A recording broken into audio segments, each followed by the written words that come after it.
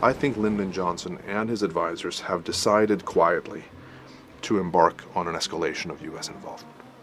I think they enter 1965 with that basic position. At this point, there's also an increasing military pressure from not only the National Liberation Front, but also from the North Vietnamese Army, which is infiltrating through the Ho Chi Minh Trail. Ultimately, President Johnson decides that they have to intervene militarily, and the decision is made to start with air power.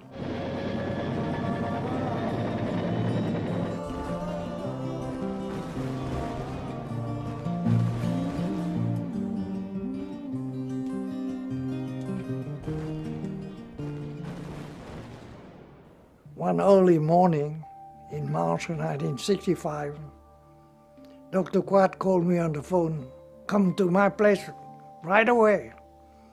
There are some important things." The setbacks, both politically in South Vietnam, where there is continuing political turmoil in Saigon, the increased brazenness and willingness of the Viet Cong to launch attacks, the degree to which American advisors are increasingly vulnerable themselves to being attacked, all of this feeds a growing sense that we're at a crossroads here.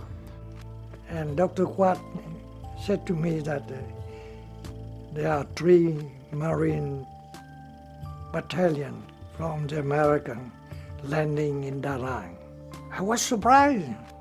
How come that it comes so suddenly like that? The military situation, well, of course, is a very dangerous, but how come this very sudden development like that? I think the lack of communication between not only the White House and the government of South Vietnam, but also the military command and the South Vietnamese Joint General Staff and the U.S. Embassy has a lot to do with a lack of trust. I think ultimately there is a sense that South Vietnam is an ally, but there very much is a senior subordinate relationship there.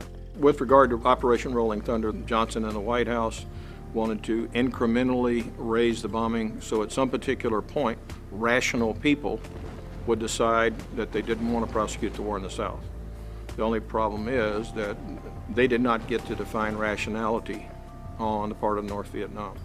The White House imposed so many restrictions that it really achieved nothing other than putting those air crews at risk. Operation Rolling Thunder was a mistake because it did not take into account the psychology of the North Vietnamese and the fact that the North Vietnamese communists controlled all information going to their population.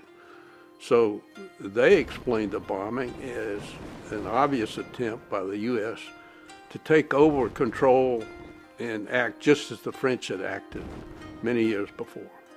And that was all the motivation that was needed to raise thousands and thousands of volunteers to both repair the bombing and to go south.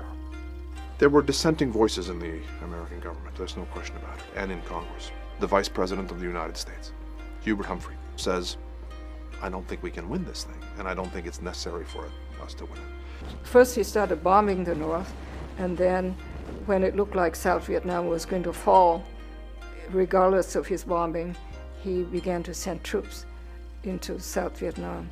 Before this happened, my family thought the communists were going to win, and they and a lot of people in the middle class in Saigon were thinking of fleeing again. When LBJ sent troops in, it's like, they saved us at the last moment.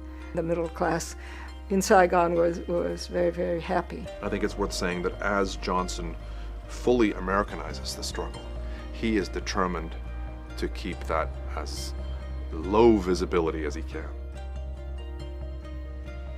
I have today ordered to Vietnam the Air Mobile Division and certain other forces which will raise our fighting strength from 75,000 to 125,000 men almost immediately.